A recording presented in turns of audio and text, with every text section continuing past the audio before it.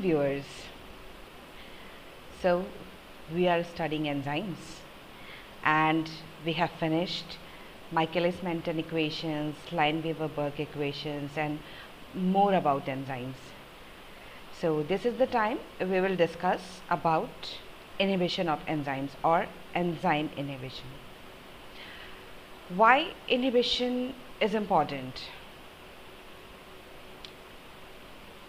It is important because when you want to read or want to know the every detail of any equation going on, you just need to slow down the reaction to know what exactly happening at every stage, correct? So when you slow down a reaction, you can easily determine all the molecular details, all the coenzymes, all the cofactors, all the metal ions which are required for that particular enzyme for catalysis. So molecules or reagent that interfere with catalysis are called enzyme inhibitors, and these are very crucial in our biological system because they serve as a major control mechanism in our biological system. So their classification is done obviously, and you can categorize all the enzyme inhibitors into two types: reversible and irreversible inhibitors. Irreversible inhibitors means those inhibitors which bind to enzyme cannot dissociate. So there is a chance or there is a probability that these inhibitors bind with the enzyme with covalent bonds, because covalent bond is hard to break. And reversible inhibitors, they must bind enzyme with weak bonds so that they can attach to the enzyme, do their work and detach themselves, correct? Irreversible inhibitors are classified into three types: group specific reagents, substrate analogues and suicide inhibitors, while reversible inhibitors are also categorized into three categories: competitive, uncompetitive and mixed inhibitors. And in this video we will talk about reversible inhibitors. Okay, reversible inhibitors. We will start from competitive inhibitors. I would suggest you all to look at the picture on the right side of the slide. So competitive inhibitors, as the name indicates, they compete with something. And what is something in this case? Since in normal case, in absence of inhibitors, enzyme reacts with substrate, so competitive inhibitors must compete with the substrate to bind with the enzyme, correct? Initially it was only substrate in the reaction, but now if you add competitive inhibitor, there is one more molecule which has affinity to bind with the enzyme. That's why the name competitive inhibitors, right? So this is the structure of enzyme, and this is the substrate, and this is your inhibitor. So if only substrate is there, enzyme substrate complex is formed, means this ES complex. If inhibitor is also present, and if it is competitive inhibitor, in this case it competes with the substrate and replace substrate and bind itself, correct? So the reaction should be written as this reaction. You all are familiar with this reaction, but now there is one more reaction going on parallel to this, in which enzyme inhibitor complex is also formed. And when there is a separate reaction, there would be a separate rate constant, and which is termed as Ki or inhibition constant, correct? Let's move towards the definitions. So a competitive inhibitor competes with the substrate for the active site of the enzyme C. It binds to the active site of the enzyme, correct? So many competitive inhibitors are compounds that resemble with substrate and combine with the enzyme to form an enzyme substrate complex. Since inhibitor has to bind to the active site of the enzyme. So it must be similar to the structure of substrate so that it can easily replace it or make enzyme full of its. So if inhibitor resemble the structure of the substrate, it can easily make enzyme a fool and replace substrate and quickly joins with the enzyme moiety. Correct? So there should be structural resemblance between substrate and competitive inhibitor because it binds to the active site of the enzyme. And competitive inhibition can be analyzed quantitatively by steady state kinetics in the presence of inhibitor, where the Michaelis-Menten equation transforms into V naught is equal V max into S upon alpha Km plus S. Okay, the Michaelis-Menten in Michaelis-Menten equation there was no alpha, so there is one change that Km becomes alpha Km. And what is this alpha? Alpha is equal I plus 1 plus concentration of inhibitor upon Ki, or this constant, and where Ki is equal to the dissociation constant of the formation of enzyme inhibition complex. We have learnt dissociation constant in the previous lecture, correct? So because there is one more substrate, you can say this is substrate and this is inhibitor, okay. So there is one more substrate, you can say, so there is one more constant and the value of this constant is this, and where alpha defines 1 plus I upon Ki, correct. So when we were studying Lineweaver-Burke equation, I told you that it would be very useful when you learn about inhibitions, and it is very much obvious from this straight line graph that in case of competitive inhibition, just look at the graph, look at the y-intercept. This y-intercept does not change. You are increasing the value of alpha, means you are increasing the concentration of your inhibitor, correct? But it has no change on the value of Vmax, while Km is going change 1, 2 and 3 dot in the case of 3 different inhibitors or the increasing concentration of inhibitors. So the Lineweaver-Burke equation, first you need to remember this, like in this equation also Km becomes alpha Km, correct? There is no more change in this. So what is alpha Km? Alpha Km is known as apparent Km, which is the Km observed in the presence of inhibitor, okay.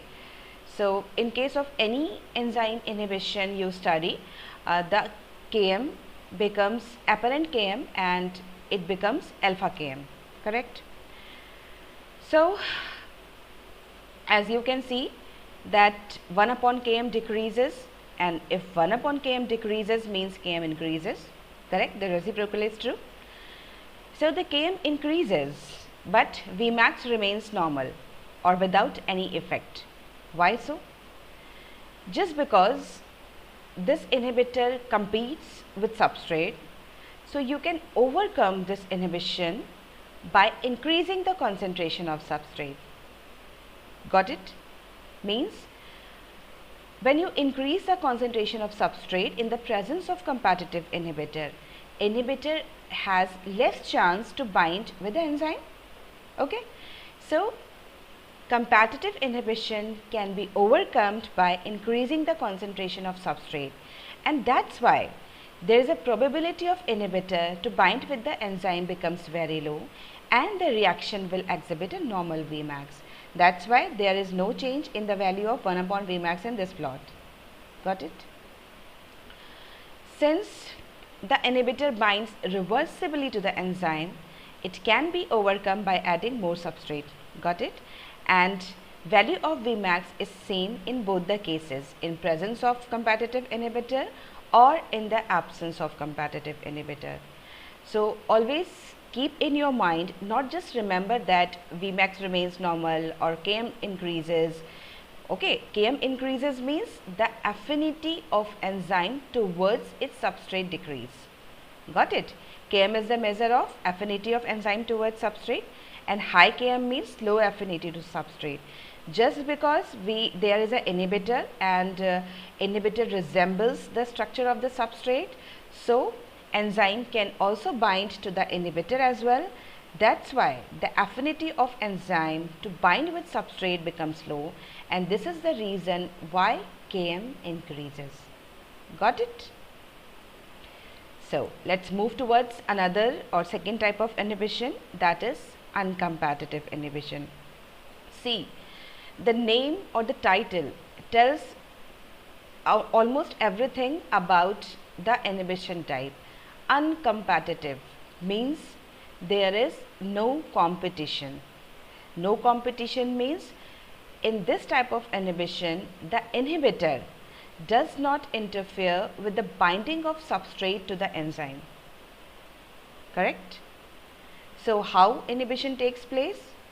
Because the inhibitor binds with the transition state or the enzyme substrate complex, forming another complex which is known as ESI complex, enzyme substrate inhibitor complex. Correct? This is the enzyme and this is your substrate. Here substrate binds to the active site of the enzyme and inhibitor binds to a different site. So there is no competition between between inhibitor and substrate to bind with the enzyme, because it works only when enzyme is having two or more substrate or products and it binds at a site distinct from the active site. Correct? Second point, it binds only to the ES complex. First, it does not interfere with the binding of substrate to the enzyme. Second, it binds to the enzyme substrate complex only. So, in the presence of this inhibitor, obviously Michaelis-Menten equation change, and this change is about V naught is equal Vmax into S upon Km plus alpha S, where alpha is the same as we discussed in competitive inhibition, and Ki, or you can write Kiu for uncompetitive inhibition, it is the dissociation constant of ESI, right? So it is equal, it is given for this reaction, ES plus I is equal ESI. So it is equal to concentration of ES into concentration of I upon ESI. Got it? Now we see what changes are there in the case of Lineweaver-Burke equation, and what is the changes you observe in the Km and Vmax in the presence of uncompetitive inhibition. When you see the Lineweaver-Burke plot, this graph, you will find that there are changes in the y-intercept and there are changes in the x-intercept. So it means when you increase the concentration of enzyme right here, value of Vmax will change and value of apparent Km will also change. Both will change. Got it? Now let's understand how it happens. Okay. So as inhibitor binds, the amount of enzyme substrate complex is reduced and ESI complex is increased, which is considered a separate complex altogether. So if enzyme substrate complex is reduced, your formation of product will be less. Got it? Your velocity will be less. Got it? So that's why this reduction is ES complex decreases the maximum velocity, because now at the nominal speed enzyme substrate complex cannot form the enzyme and product. That's why its velocity decreases when ESI complex forms. Okay, because now enzyme or substrate will take long to form the product and to leave the active site. Got it? So that's why your maximum velocity decreases. Now let's see Vmax is increasing or decreasing. Because this is the Lineweaver-Burke plot or reciprocal plot, If 1 upon Vmax increases, it means Vmax itself decreases. Got it?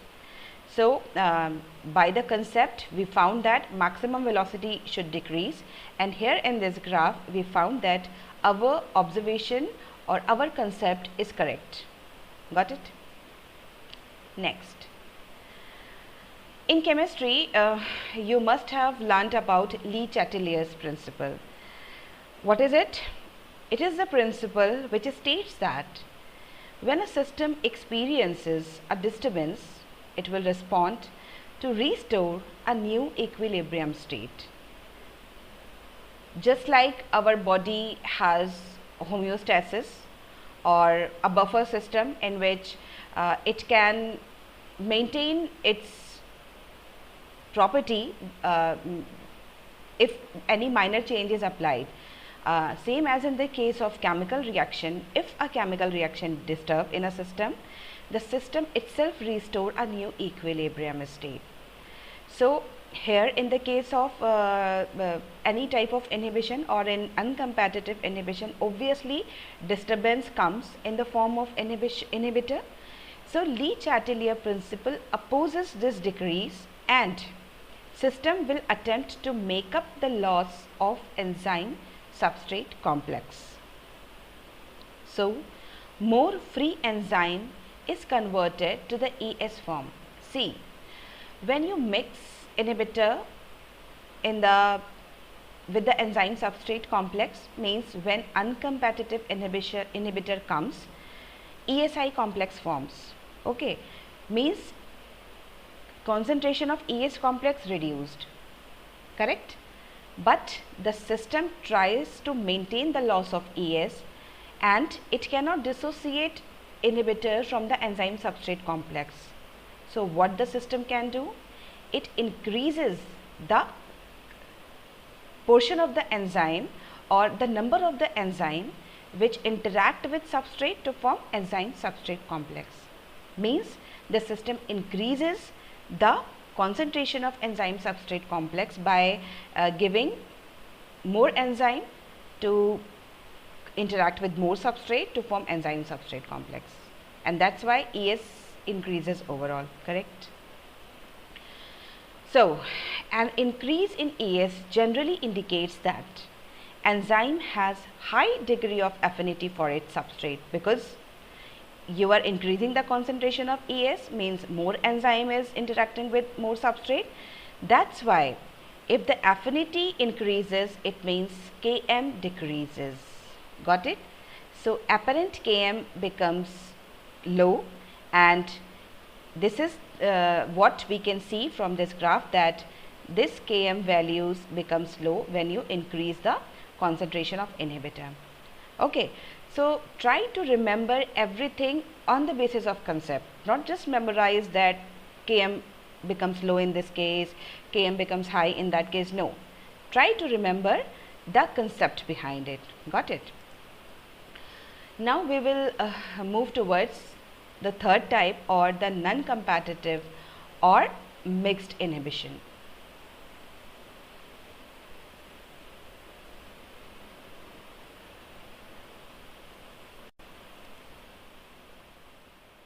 So, now we will move towards the third type of reversible inhibition, the non-competitive or mixed inhibition. I would suggest you all first to not to confuse with non-competitive and mixed inhibition by taking that they are just two names of the same things. No. Non-competitive is different and mixed is different, and as we will go through the slides and discuss about it, you will get more clarity about it. Okay. So, when you see this picture, you will find that a non-competitive inhibition is a type of enzyme inhibition where the inhibitor reduces the activity of the enzyme and binds equally well to the enzyme, whether or not it has already bound to the substrate. Means Just like competitive inhibition, the enzyme bounds with the inhibitor bounds with the enzyme to form enzyme inhibition inhibitor complex. Got it? And just like uncompetitive inhibitor, the inhibitor also binds to the enzyme substrate complex to form ESI complex. Correct? So that's why it is called as mixed inhibition, because inhibitor binds equally well to the enzyme and to the enzyme substrate complex. Got it? Since there are two further reactions or two extra reactions, there are two further equilibrium constants, and which are defined as Ki or Ki dash, okay, in this equation.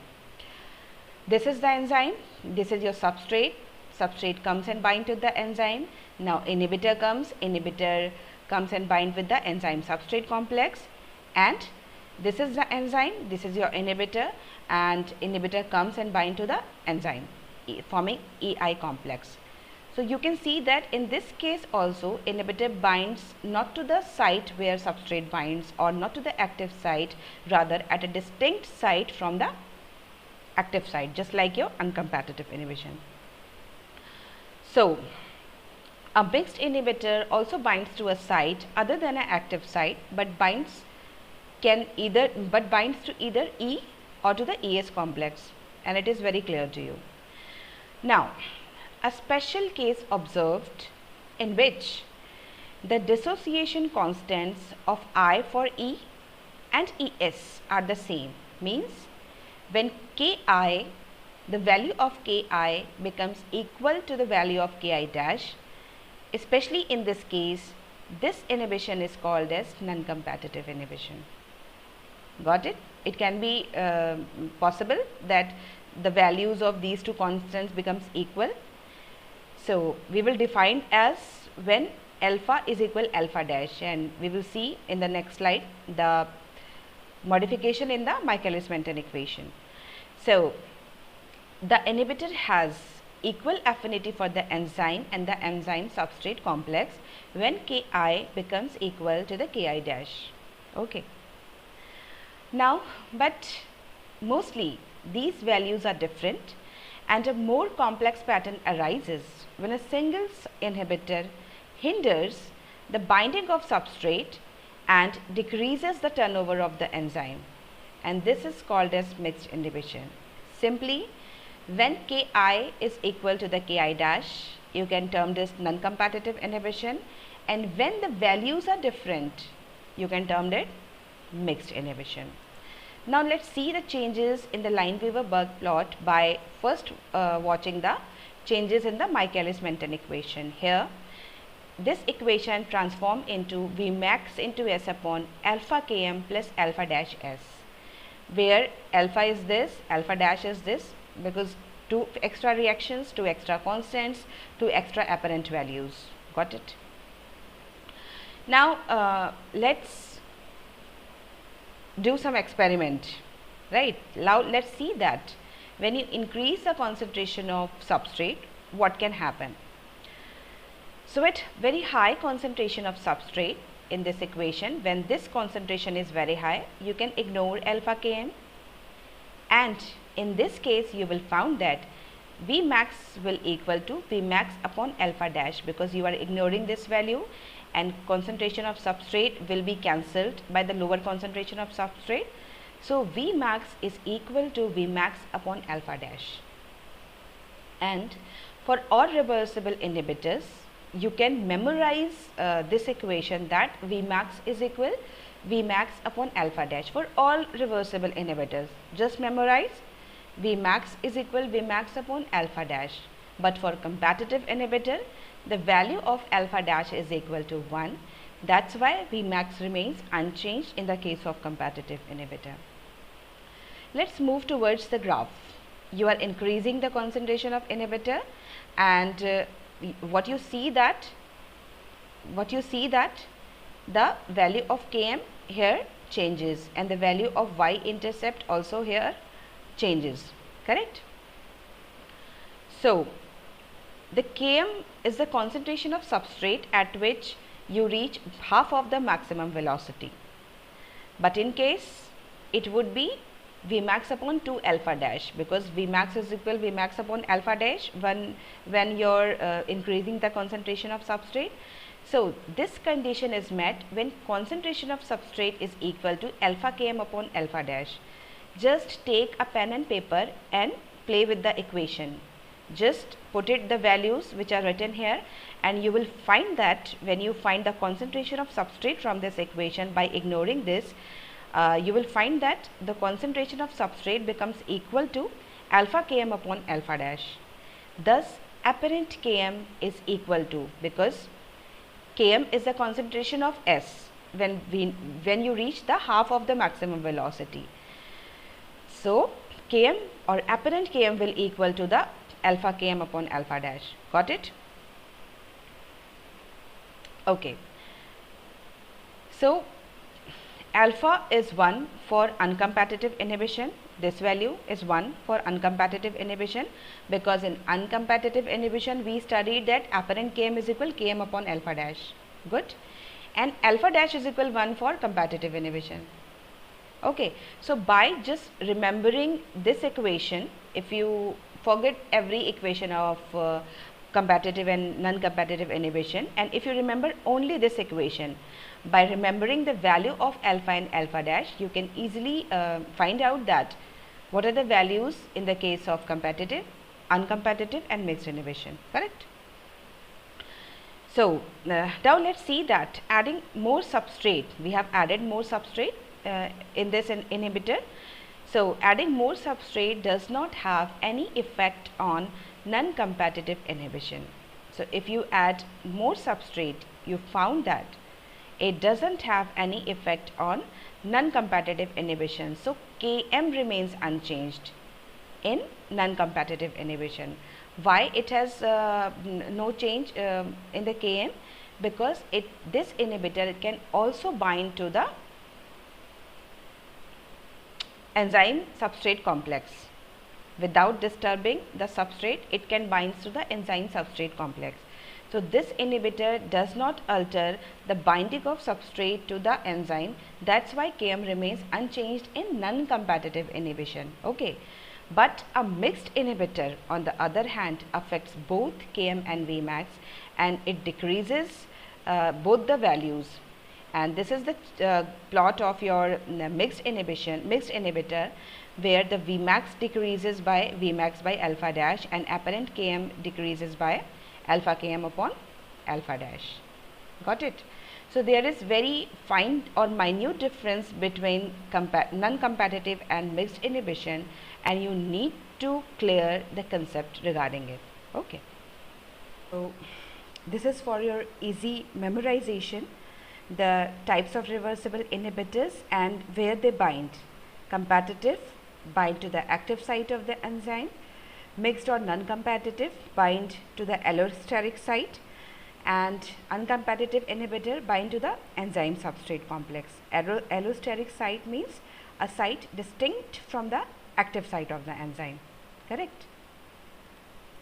And here is a summary chart for your easy memorization to view in a glance what would be the effect of Km and Vmax on all the 4 types of inhibitions. Okay. So by just clicking on this slide, by just looking this, you can easily memorize, yes, in competitive inhibitor, Vmax no change, Km increase, and like this. Got it?